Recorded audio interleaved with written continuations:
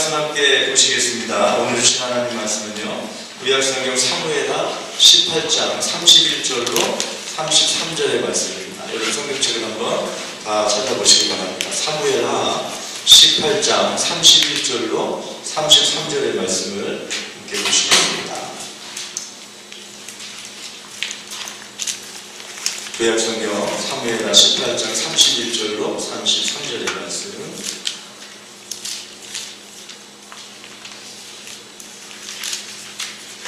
찾으셨나요? 네, 찾으셔서 한 목소리로 함께 하나님 말씀 받겠습니다. 함께 봉독하겠습니다. 구스 사람이 이르러 말하되 내 주와 함께 아랠 소식이 있나이다. 여호와께서 오늘 왕을 대적하던 모든 원수를 갚으셨나이다 하니, 왕이 구스 사람에게 묻되 젊은 압살롬은 잘 있느냐? 구스 사람이 대답하되 내 주 왕의 원수와 일어나서 왕을 대적하는 자들은 다 그 청년과 같이 되기를 원하나이다 하니, 왕의 마음이 심히 아파 문 위층으로 올라가서 오니라.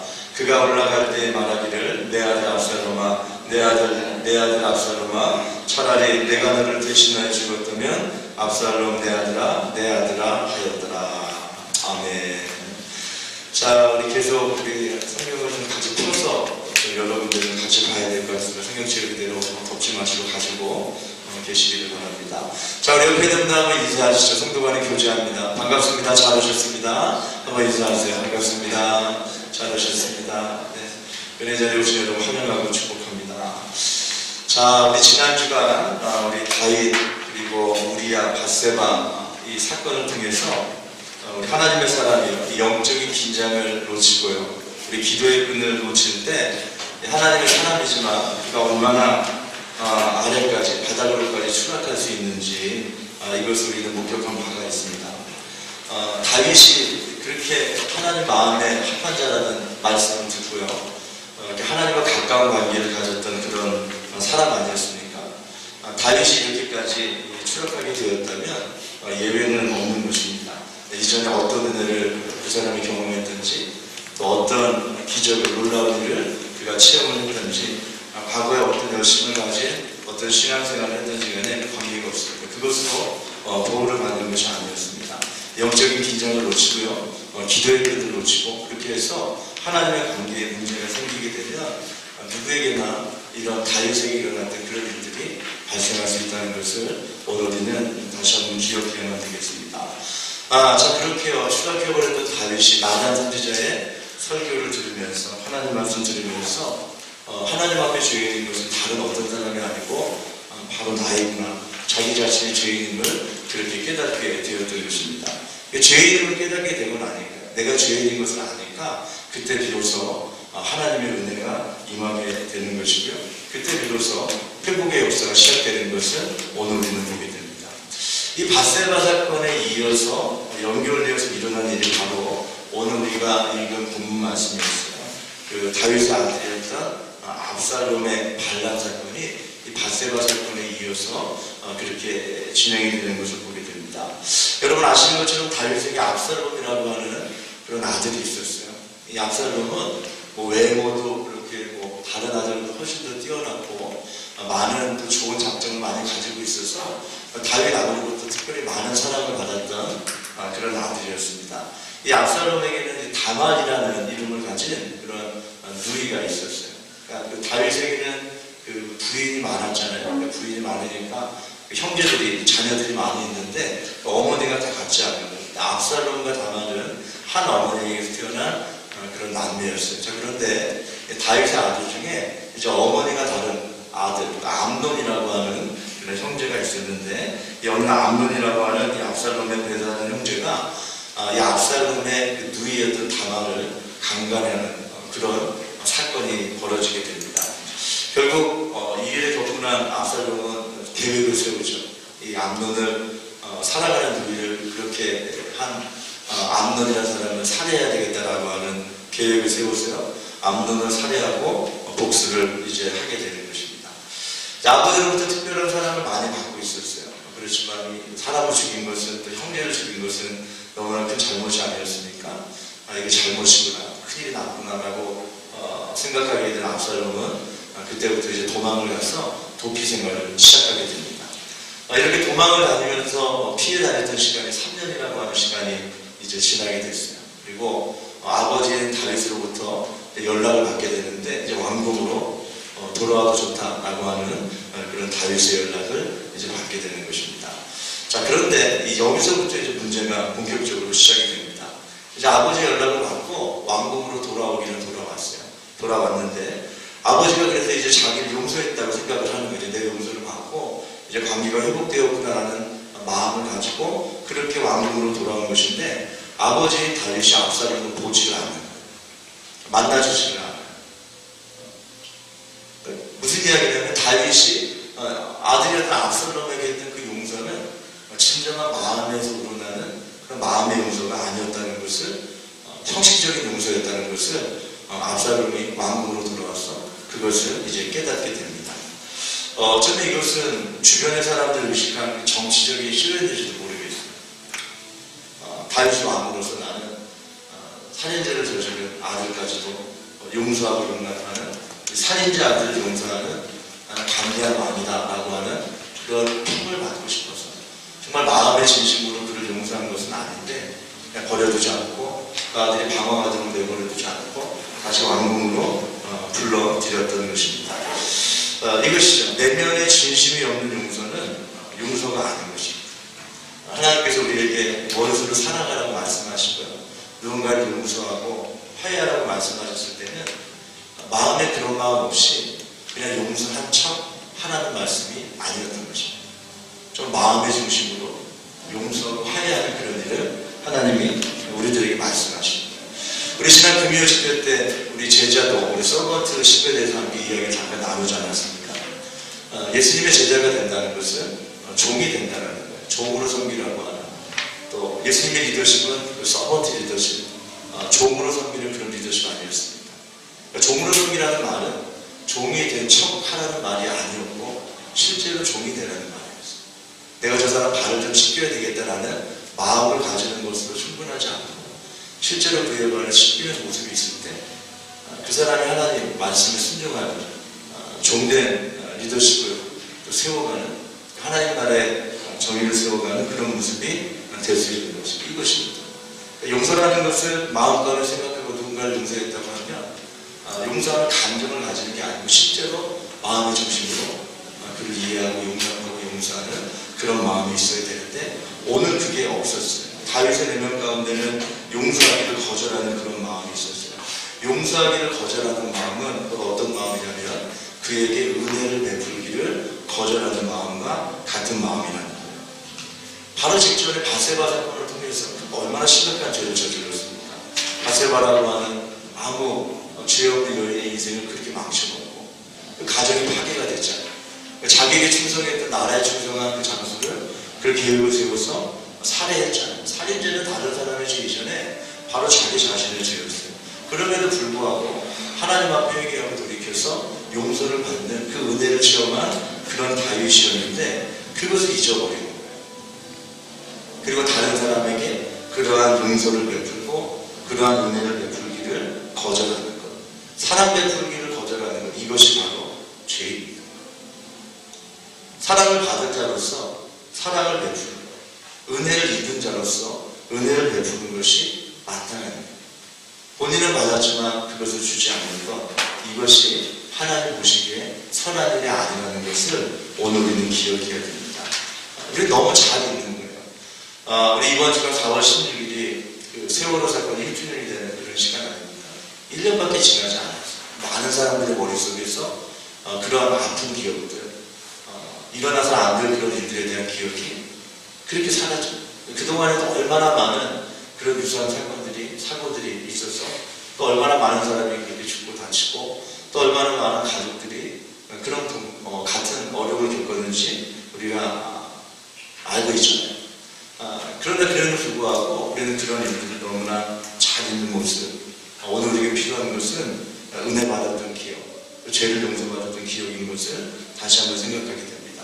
오늘 다윗의 마음 가운데 이런 죄가 생겼어요. 죄가 또 죄를 낳지 않습니까? 이런 아버지의 은혜를 베풀지 않는, 사랑으로 받아들이지 않는 그러한 무정함 앞에서 이제 아들인 압살롬이 아버지에 대한 또 다른 복수, 또 다른 특별한 죄를 그 마음 가운데 계획을 세우기 시작하는 것입니다. 무려 4년 동안이나 치밀한 준비를 했고요.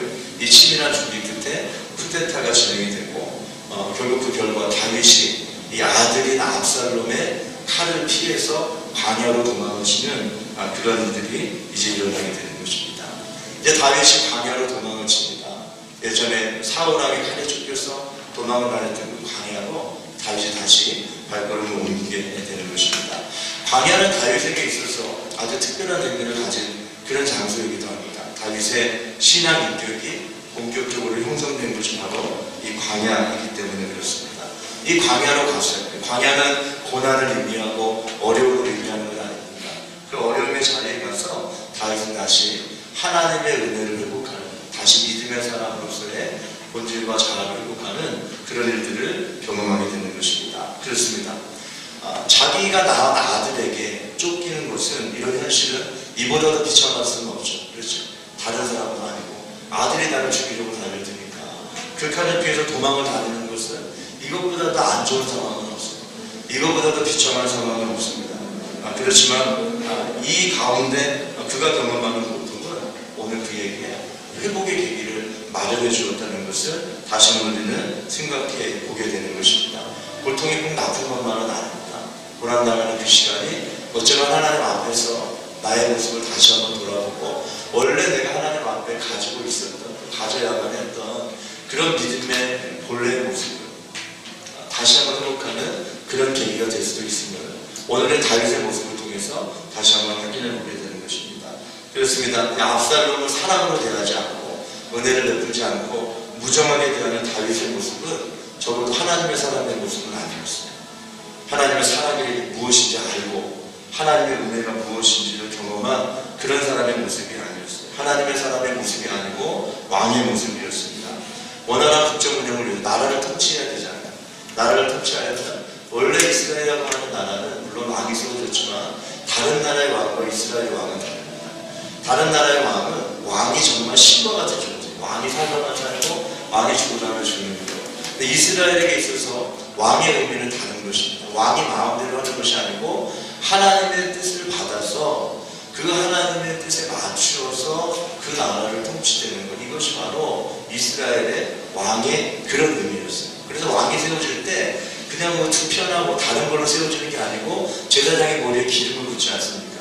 하나님 선택한 사람, 하나님과의 관계 안에서 백성들을 돌아보고 다른 인간의 법이나 제도나 뭐 룰이나 이런 것 말고요, 하나님의 은혜의 법을 가지고 사랑의 법을 가지고 통치하라고 하는 그런 의미로 그의 머리에 기름을 붓는, 하나님과의 관계 안에서 그 문제를 풀어가라는 그런 약속을 주는 것입니다. 그렇기 때문에 왕이 되었다 하더라도 자기 마음대로 법으로 제도로 백성들을 다스리고 시도하는 것이 아니고 하나님 허락하신 그 은혜의 복을 가지고 그 나라를 통치하도록 백성들을 그렇게 보살피도록 하는 그런 모습이 필요했는데, 오늘 이 다윗의 모습은요, 그것이 아니에요. 압살롬이라고 하는 아들이어도 잘못을 저질렀기 때문에 처벌해야 한다라고 하는, 그래야 법이 서고 제도가 서고 법과 제도가 바로 세워져야 그래야 나라가 평안할 것 아니냐라고 하는 힘으로 불리는, 하나님의 은혜에 의지해서 백성들을 다스리고 있는 그런 역할이 아니고 자기 자신의 계획과 왕의 힘을 가지고 사람의 힘과 계획을 가지고 그렇게 나라를 다스리려고 하는 힘으로 군림하는 왕의 모습이 점점 더 강하게 나타나고 있다는 것입니다. 그렇기 때문에 이러한 문제들이 생겨나게 된 것이고요. 오늘 다윗에게는 다시 하나님의 사람으로 회복될 그런 필요가 있게 됩니다. 오늘 그래서 이러한 광야에서의 도피 생활을 통해서 다시 한번 그가 하나님의 은혜가 무엇인지를 깨닫게 되고 회복하는 그런 일들을 경험하게 되는 것입니다. 오늘 세 가지요. 광야의 도피 생활 중에 회복되었던 다윗이 회복한 하나님의 사람의 모습은 어떤 것이었는지를 함께 생각해 보기를 원합니다. 첫 번째요. 다윗은 이 고통 가운데서 겸손의 마음을 회복했습니다. 사무엘하 16장 7절로 8절의 말씀, 여러분 성경을 좀 보실 수 있으면 같이 보시면 좋겠어요. 사무엘하 16장 7절로 8절의 말씀 보니까 이 말씀이 있어요. 시므이가 저주하는 가운데 이와 같이 말하니라. 피를 흘린 자여, 사악한 자여, 가거라 가거라. 사울의 족속의 모든 피를 여호와께서 내게로 돌리셨도다. 그를 이어서 내가 왕이 되었으나 여호와께서 나라를 내 아들 압살롬의 손에 넘기셨도다. 보라 너는 피를 흘린 자임으로 화를 자초하였느니라 하는지라. 자, 어떤 일이 벌어졌냐면 이제 도망을 가는 이 다윗 앞에 시므이라고 하는 사람이 나타납니다. 갑자기 나타나서 다윗한테 막 돌을 던지는 거예요. 막 돌을 던지면서 오늘 우리가 지금 읽은 16장 7절로 8절 말씀의 내용대로 다윗을 막 저주하는 그런 말을, 저주를 막 퍼붓게 되는 것입니다. 너는 악한 사람이고 너는 살인자고 네가 사람을 죽였기 때문에 네가 그 저주를 받아서 오늘 이렇게 아들에게 쫓기는 그런 일이 일어나고 라고 하는 그런 입에 담을 수 없는 저주를 막 퍼붓는 것입니다. 평소 때 다윗이라면 이런 이야기를 그냥 듣고 있지 않았을 것입니다. 그렇죠? 왕인데 자기가 그래요. 옆에 있는 그 부하들이 뭐라고 얘기하냐면 저런 저주의 말을 하고 왕에게 예의 없이 돌을 던지는 저 시므이라는 사람을 죽이겠다고까지 그렇게 얘기할 때 다윗이 평소와는 다른 반응을 보입니다. 이렇게 반응합니다. 사무엘하 16장 10절의 말씀 보세요. 왕이 이르되 스루야의 아들들아 내가 너희와 무슨 상관이 있느냐. 그가 저주하는 것은, 시므이가 저주하는 것은 여호와께서 그에게 다윗을 저주하라 하시니 내가 어찌 그리하였느냐 할 자가 누구겠느냐 하고, 죽여서라도 시므이의 입을 막겠다라고 하는 부하들을 막으면서요, 이런 이야기하는 건 시므이가 지금 말을 하는데 그것은 시므이라고 하는 저 사람의 말이 아니고 저 사람을 통해서 하나님이 지금 나에게 말씀하시는 거예요. 나단 선지자의 설교를 통해서 회개해야 될 죄인은 바로 나구나. 지금 하나님 말씀은 다른 누군가를 위한 말씀이 아니고 나를 위한 말씀이구나 라고 하는 것을 깨달은 것처럼 오늘 시므이라고 하는 사람이 귀에 듣고 싶지 않은 저주의 말을 퍼붓고 듣고 싶은 사람이 어떻게 있어요? 마음은 불편한 거예요. 그러나 그 사람의 말을 들을 때 자기를 방어하고 자기 합리화를 하는 그런 이야기를 하는 대신에 다윗은 내면의 진실을 대면하는 그런 경험을 하게 되는 것입니다. 사람의 이야기가 아니고 저를 통해 하나님이 나를 향해 말씀하신다는 거예요. 그러면서 자기 안에 있는 내면을 보게 되는데 무엇입니까? 자기 자신 역시 다른 사람들과 조금 더 다를 바가 없는 그런 죄인이라는 사실, 부족함이 있는 사람이라는 거예요. 본질적으로 자신은 외형적으로는 왕이라고 하는 그런 왕관을 쓰고 있지만 그러나 내면적으로 보면은 죄인, 이상도 이하도 아니에요.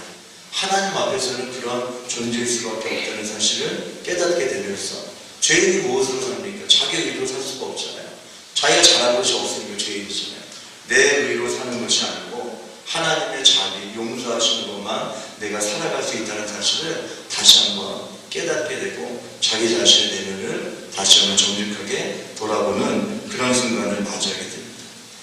다윗이 왕이 되고자 했을 때, 왕으로 바로 서고 내가 훌륭한 왕이 되어야겠다라고 생각을 했을 때 그렇게 강한 왕이 되어야 되겠다, 힘이 있는 왕이 되어야 되겠다, 능력 있는 왕이 되어야 되겠다, 왕이 되고자 했을 때 그는 하나님을 떠나게 되었어요. 이런 엄청난 실수들을 계속해서 저지르게 되는 것입니다. 그 자신이 무엇이든 죄인임을 깨달을 때 그는 비로소 하나님과의 관계가 회복되는 것을 경험하게 되었다. 오늘 우리에게 필요한 회복이 이것이 아닌가 다시 한번 생각해 보게 되는 것입니다. 내가 내 힘을 가지고 무엇을 이루려고 하거나 무엇이 되려고 할 때 내가 강해지는 겁니다. 내 주장이 나오고 내 기준이 나오고 그것에 맞음을 받아들이고 맞지 않으면 받아들이지 않는, 마치 다윗이 마땅히 용서해야 될 압살롬을 마음으로 용서하지 않고 외형적으로 용서하는 척하는 거예요. 그래야 교회 다니는 사람처럼 보입니다. 그래야 믿음 가진 사람처럼 보입니다. 외형적으로 용서한 것처럼 표정 짓고 그렇게 말을 하지만 마음의 중심을 용서하지 않고 계속해서 미워하는 거예요. 계속해서 살인을 하는 거예요. 좋지 않은 마음을 가지고 계속해서 그를 마음 가운데 품고 있는 거예요. 이 마음은 하나님께 기쁨을 드릴 수 있는 그런 마음이 될 수 없고 그 결과 우리에게도 너무나 힘든 관계의 깨어짐이 경험되는 것을 오늘 다윗을 통해서 보게 되는데, 오늘 다윗은 이 시므이라고 하는 사람의 말을 통해서 하나님 말씀으로 듣고 오늘 내가 그렇지 죄인이구나, 내가 여기서 또 있고 그렇게 또 살았구나 라고 하는 것들을 깨닫게 되면서 그의 경선이 다시 한번 회복되는 그런 시간을 가졌다는 것입니다. 두 번째, 다윗은 이 고통 가운데서 기도를 회복했습니다. 하나님과의 관계가 끊어진 다윗에게 일어난 일이 있었는데요. 그것이 무엇이냐면 주변에 있는 사람들을 믿고 의지하는 것이었어요. 하나님과의 관계가 끊어진 사람의 특징이 바로 이것입니다. 계속해서 사랑의 문제에 부딪히는 것입니다. 하나님께 의지하고 마땅히 하나님을 바라보아야 될 그 시간에 사람에게 의지하고 사람을 바라보는 거예요. 마음이 정말 아픈 것은 하나님 관계가 끊어지고 그런 영적인 능력을 잃어버렸을 때 그것은 안타까움이 있어야 되는데 계속해서 사람에게 부딪히는 거예요. 사람과의 관계가 깨어지는 것 가지고 거기서 불운하고 거기서 행복을 잃어버리고 감사를 잃고 기쁨을 잃고 살아가는 방황하는 거죠. 방향 없이 살아가는 그런 일들을 경험하게 되는데 오늘 다윗의 모습이 꼭 그와 같은 모습이었어요. 이렇게 다윗이 자기의 힘으로 왕이 되고자 하고 자기 힘으로 일어나려고 할 때 하나님으로부터 점점 멀어지면서요 사람과 점점 가까워지게 되는데 이 가까워진 사람과의 관계 가운데 핵심되는 인물이 한 명이 있었어요. 아히도벨이라고 하는 사람이 그 문제의 중심에 있었습니다. 사무엘하 16장 23절의 말씀을 보시기 바라요. 아히도벨을 소개하는데 이렇게 소개해요. 그때 아히도벨이 베푸는 계략은 사람이 하나님께 물어서 받은 말씀과 같은 것이라 아히도벨의 모든 계략은 다윗에게나 압살롬에게나 그와 같이 여겨졌더라. 말씀이 이해가 되셨습니까?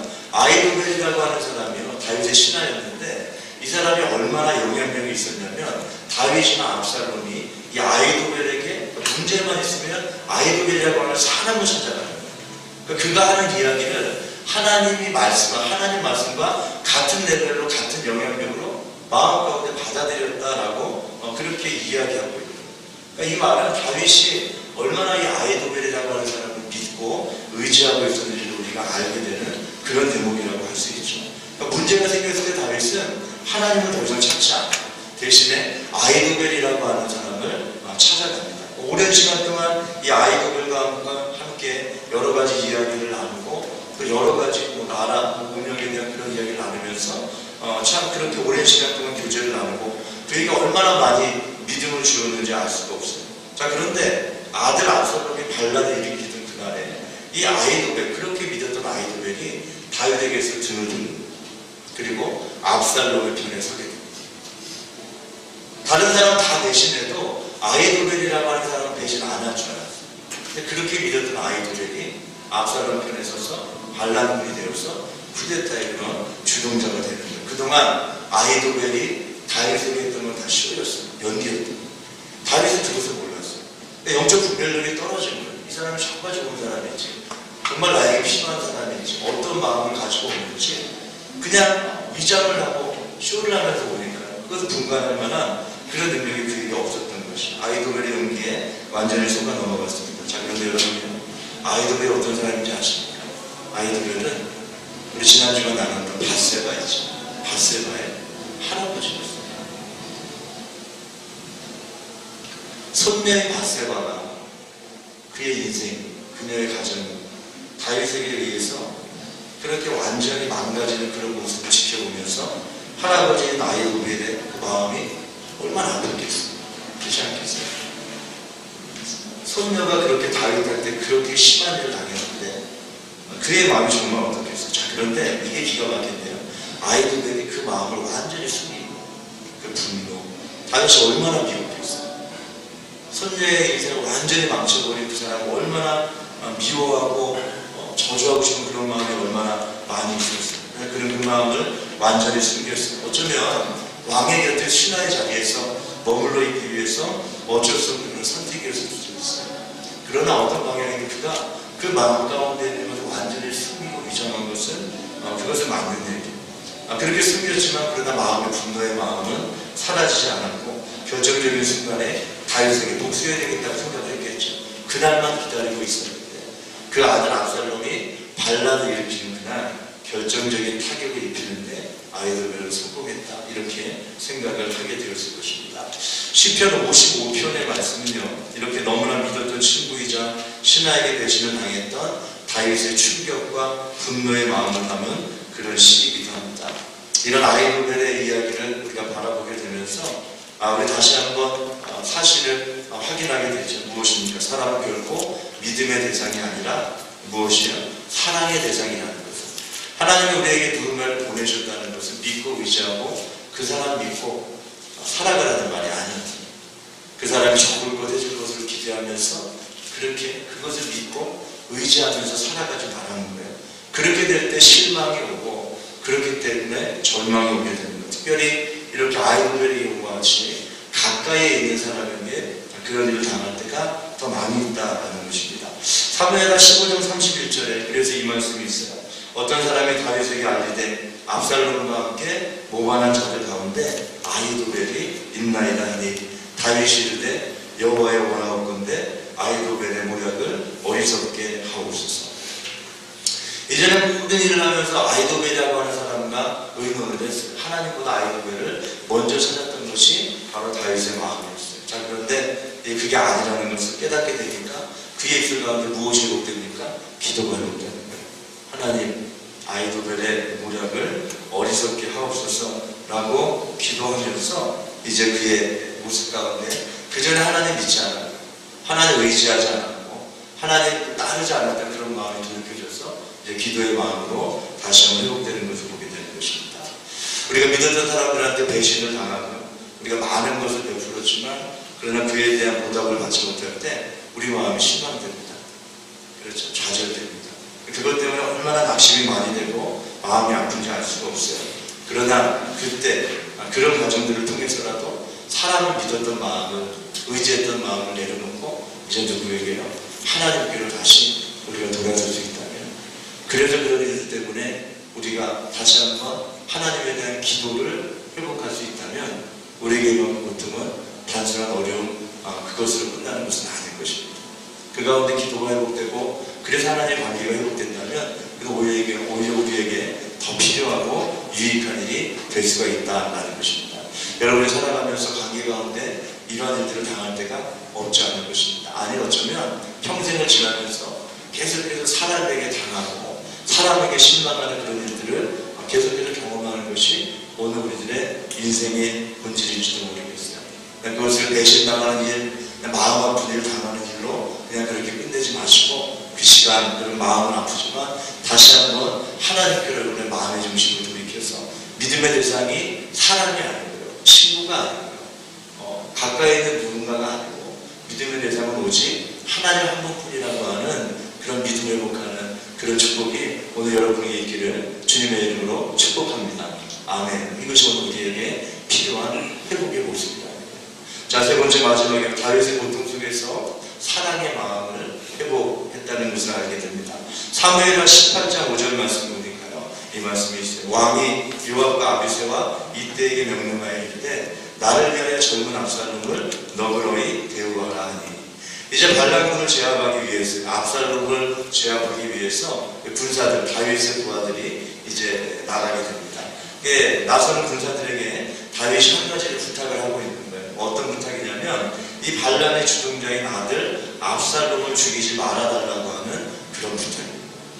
지금 이 상황을 보게 되면 아들을 배신당한 아버지 다윗의 마음도 참 마음의 상함이 크고 어려운 그런 마음이 분명해요. 그렇죠?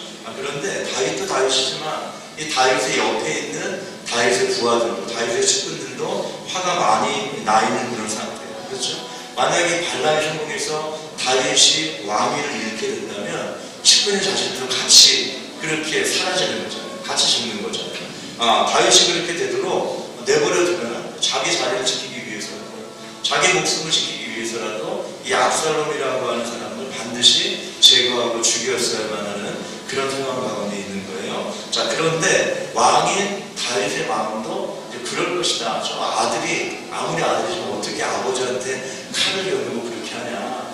왕인 다윗도 이 압살롬을 죽이고 싶을 것이다 라고 이렇게 부하들도 생각을 했었던 거예요. 자, 그런데 이런 상황 가운데 다윗이 뜻밖의 명령을 내리는 거예요. 죽이지 말고 살려달라고 하는 그런 명령을 내리게 된다는 것입니다. 무슨 이야기입니까?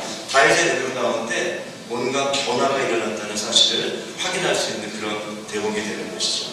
우리 앞서 살펴봤던 것처럼 시므온이라고 하는 사람이 갑자기 나타나서 하는 그 저주, 그에게 설교와 같은 것이었어요. 이 시므온이라는 설교 가운데 다윗은 자기가 왕이 아니고 죄인이라고 하는 사실을 이제 깨닫게 되지 않았습니까? 그리고 그렇게 믿고 의지 중지했던 아이도벨이라고 하는 사람이 자신을 대신하는 그런 일들을 당하게 되면서 다윗은 이제 그렇구나, 믿고 의지해야 될 분은 사람이 아니고 오직 하나님 한 분밖에 없구나 라는 사실을 깨닫게 되는 것입니다. 자, 이러한 말씀과 기도의 회복 가운데 얻은 그런 깨달음의 결과로 이제 다윗의 마음 가운데 어떤 마음이 생기는 거예요? 내가 미우니까 복수해야 되고 잘못했으니까 갚아줘야 되고 죽여야 되겠다라고 하는 그런 마음이 아니고 용서하고 사랑해야 되겠다라고 하는 그런 마음으로 이제 다윗의 마음이 변화된 것을, 회복된 것을 오늘 우리가 목격하게 되는 것입니다. 이것이 하나님을 바라보면서 하나님 앞에서 용서받은 자신의 모습을 그렇게 바라보고 다시 발견하게 되니까 이제 용서하지 못할 사람이 없죠. 오늘 나를 용서하신 하나님의 그 크신 사랑하심이 마음 가운데 느껴지니까요, 이제 내가 사랑으로 대하고 용납하지 못할 그런 상황이 없다는 것을 이제 우리가 깨닫고 회복하게 된 것입니다. 자, 그런데 문제는 다윗의 부하들은 그런 회복의 역사가 없었다는 겁니다. 다윗의 부하들이 압살롬을 무자비하게 살해한 것입니다. 그리고 그래서 되어진 결과가 오늘 우리가 처음 읽었던 사무엘하 18장 32절로 33절에 바로 그 말씀이에요. 왕이 부수 사람에게 묻되 젊은 압살롬은 잘 있느냐? 부수 사람이 대답하되 내 주 왕의 원수와 일어나서 왕을 대적하는 자들은 다 그 청년과 같이 되기를 원하나이다 하니 죽었다니, 자기들이 그렇게 그를 죽였다라는 이야기입니다. 왕의 마음이 심히 아파서 문 위층으로 올라가서 우니라.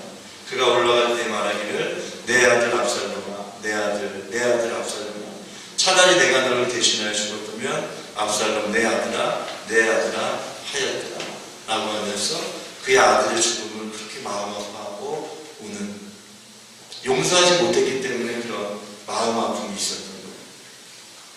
내가 좀 빨리 용서했으면 그가 죽지 않아도 됩니다. 내가 그를 조금 더 빨리 마음 가운데 받아들였더라면 그러면 그가 죽지 않아도 괜찮은 거예요. 내가 그를 용서하지 못하고 그가 그렇게 생을 마감한 것을 그렇게 안타까워하고, 그는 또 그의 아들이지 않았습니까? 압살롬의 죽음의 소식을 듣고 다윗은 통곡을 하게 됩니다. 오늘 우리가 함께 나눈 이 사건은요, 이 다윗의 가정에서 일어났던 비극적인 그런 사건이에요. 다윗에게 너무나 큰 고통을 안겨준 사건이에요. 그러나 이 고통 가운데서 다윗은 다시 한번 회복을 경험하게 되는 것입니다. 지난주 고난주간과 부활주일을 우리가 지났습니다. 예수님의 십자가 사건도 그렇습니다. 고통의 시간, 고난의 사건. 그러나 그 고통은 고통으로만 끝나는 것이 아니고, 그 어려움은, 그 고난은 고난으로만 끝나는 것이 아니고, 그것은 우리에게 아름다운 회복의 역사를 허락해 주옵소서. 오늘 우리에게 회복을 가져다주는 그런 의미 있는 고난이었던 것을 우리가 생각을 하게 됩니다. 여러분의 생각 가운데도 그런 고통의 순간이 있습니다. 내가 원하는 대로 일이 풀려지지 않고, 아니 오히려요, 나는 나름대로 했다고 생각하는데 더 큰 것이 나에게 잘못된 모습으로 돌아오고, 좋은 곳으로 돌아올 줄 알았는데 좋지 않은 곳으로 돌아오고, 그래서 고난당하고 어려움을, 우리들의 마음이 얼마나 어렵고 힘든지 알 수가 없어요. 자, 그러나 그 고통과 고난은 의미 있는 것이 될 수 있어요. 그 고통의 시간 가운데 우리 자신의 모습을 다시 한번 돌아보고, 그 시간 가운데 오늘 내가 믿고 의지할 분은 하나님밖에 안 계시는 거예요. 하나님만 바라봐야 되는 거예요. 그렇게 하나님 말씀을, 그렇게 하나님의 기도를 회복하며 나갈 때, 그때 비로소 우리 마음 가운데 그때 불편하고 어려웠던 그런 마음들이 떠나가고 사라지게 되고, 하나님 허락하시는 평안과 기쁨을 누리게 되는 그런 축복을 얻게 되는 것입니다. 오늘 다시 한번 하나님 바라보기를, 주님만 바라보고 의지하기를 믿음으로 결단하시기를 주님의 이름으로 축복합니다. 주님 바라볼 때 하나님 앞에서 죄인된 나의 모습을 발견할 때, 그때 우리는 회복의 은혜를 경험하게 되는 것입니다. 다시 한번 하나님을 바라보기를 결단하시면서 이번 한 주간 여러 가지 일들 가운데 하나님의 도우심을